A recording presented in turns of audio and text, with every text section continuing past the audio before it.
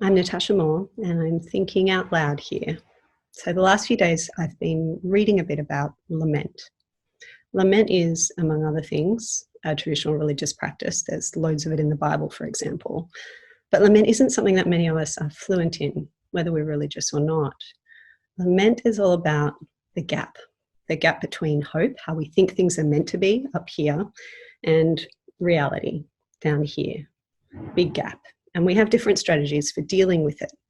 We can try to close it this way. We just work really, really hard to bring the reality closer to the line of how we think things should be. But the gap is so big. Or we can lower our expectations. Things are what they are. Why expect them to be any better? We close the gap with cynicism. Lament means standing in the gap and fully acknowledging that it's real and that it sucks.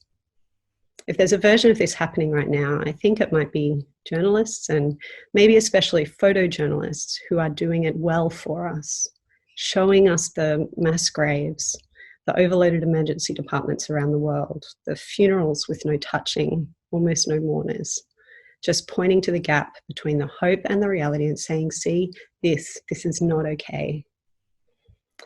The beauty of lament as a Christian thing, though, is that it's all about getting in God's face about the gap, complaining to God.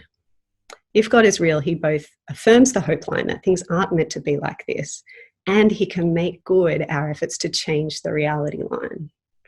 If he's real, his is the face you want to get up in about the gap.